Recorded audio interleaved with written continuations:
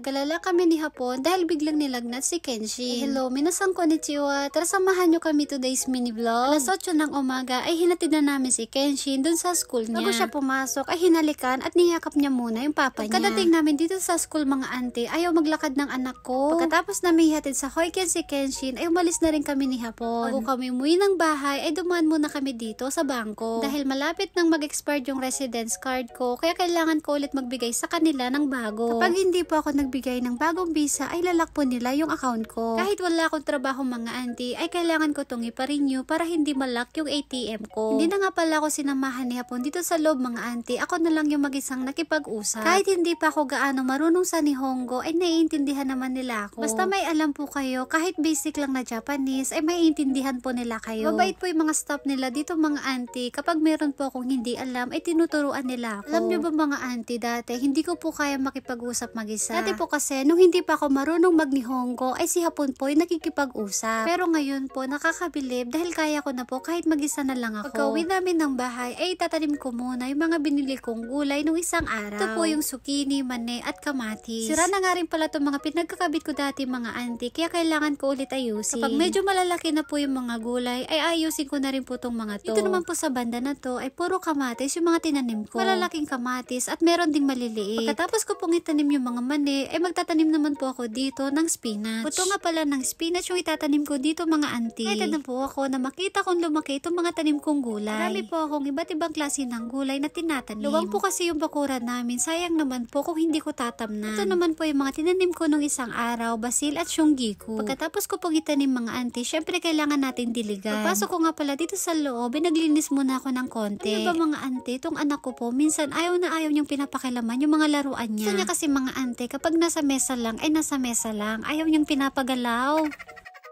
Fast forward na nga po, alas 3 po ng hapon, pagkatapos namin sundin si Kenshin, ay dumaan muna kami dito sa 7-Eleven. Dito ko po kasi itatapon yung sirang rice cooker namin at yung sirang timbangan. Bago nga po pala kami umuwi, ay dumaan muna kami dito sa Avail. Tutuwa nga ako mga auntie dahil baka ililibre tayo ni Hapon. Kapag may gusto po si Hapon, minsan dito po kami bumibili. Nakaka-enjoy pumunta dito sa Avail kasi ang dami nilang pang fashion. Kahit hindi tayo bumili mga auntie, yung tamang tingin-tingin lang.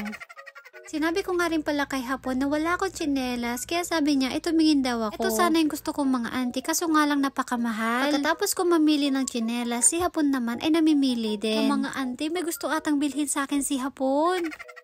May napili nga siya para sa akin mga auntie, sabi niya ay sukatin ko daw. Vladimite.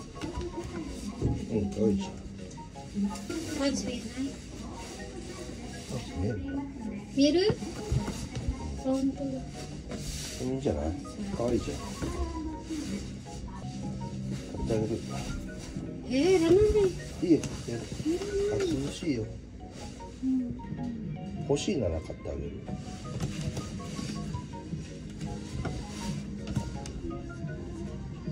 欲しい。欲しい？じゃあいいよ。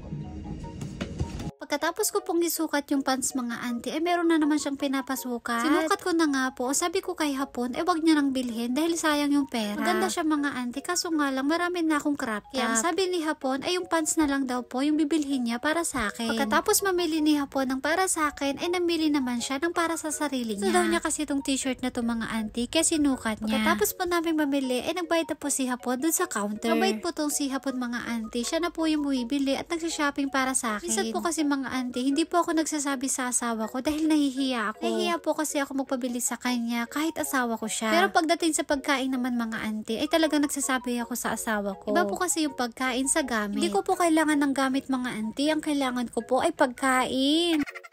Buti pa po yung pagkain ay nakakabusog kesa dun sa gamit. Okay na ako dun sa pa-Shein mga auntie.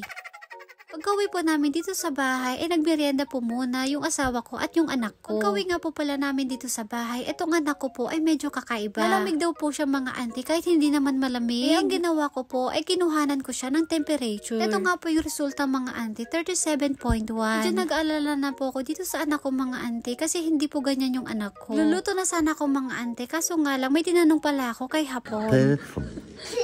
Person. And person. Humble person. Humble person. Humble person. Humble person. 何が現象おかしいのパパのね。全部。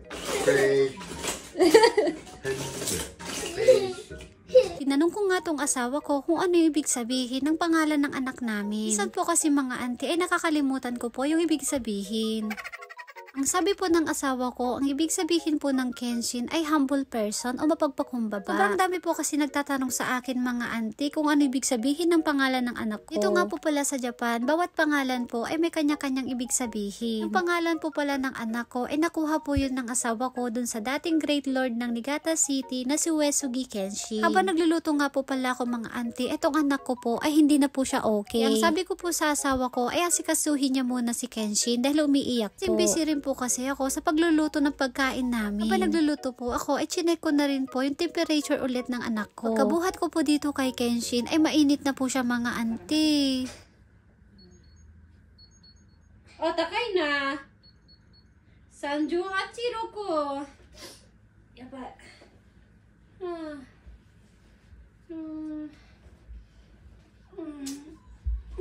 Gulat nga ako mga auntie dahil biglang nilagnat ng ganito kataas si Kenshin. Sinabi ko nga doon sa asawa ko mga auntie kaya kumuha na siya kaagad ng gamot. Ito nga po pala sa Japan mga auntie, kapag mataas po yung lagnat ng bata, ipinapasok po yung gamot doon sa puwet. Mahirap din po kasing painumin ng gamot tong anak ko mga auntie. Hindi ko rin po alam kung ganito po sa iba. Kasi po kapag pina-check up namin yung anak ko, binibigyan po siya ng gamot kapag mataas na po yung lagnat niya. Tapos yung gamot na po na yun ay pinapadaan po namin sa puwet ng anak ko. Sobrang ganda nga po ng gamot na yun dahil nakakatulog po agad tong anak ko. Pinasok ko na po siya dito sa kwarto namin habang minamassage ko yung paa niya. Minamassage ko po siya, konting minuto lang po ay nakatulog na rin po si Kenshin. Habang pinagmamasdan ko tong anak ko mga auntie, sobrang bigat at masakit yung dibdib ko. Nasasaktan po kasi ako kapag nakikita kong ganito yung anak ko. Okay lang na ako na yung magkasakit, wag lang si Kenshin. Pag natutulog po si Kenshin, ay kumain na po kami dito ni Hapon. Di ko na nga po napakain si Kenshin mga auntie dahil tulog na siya. Ito nga po pala yung nato salad na ginawa ko kanina. Habang kumakain po kami ni Hapon mga auntie, ay iniisip po namin si Kenshin. Ganun po pala kapag magulang na tayo, ayaw nating nakikitang nasasaktan yung mga anak natin. Yung tipong kapag nilagnat sila, gusto natin sa atin na mapunta yung lagnat nila. Bilang isang nanay po, mahirap po para sa akin na nakikita ko pong nagkakasakit yung anak ko. Kung ano po yung nararamdaman ng anak ko, mas doble pa po yung sakit na nararamdaman ko. Pagkatapos ko nga po palang magsampay mga auntie, ay naglinis muna ako dito sa heya namin. Itong kwarto nga po pala na to, ay dito po yan sa second floor. Pag may mga bisita po kami, ay dito po sila natutulog. Pagkatapos ko dun sa second floor, ay magsasampay naman na ako dito ng labahin. Sa mga oras nga rin po pala na to, ay tulog na rin po si Hapon. Ako naman magsasampay at maghuhugas muna ako bago matulog. And fast forward na nga po mga auntie, pagkatapos ko pong maligo, ay naghugas muna ako dito ng mga pinagkainan namin. Ito lang po yung tatapusin ko dahil gusto ko na pong tabihan yung anak ko. Habang naghuhugas po kasi ako dito, si Kenshin po yung iniisip ko. Pagkatapos ko pong maghugas, ay dumiretso na ako dito sa kwarto para matulog. Dahan-dahan lang ako dito mga auntie dahil baka magising yung anak ko. So yun lang po at dito na po natatapos ang aking mini vlog.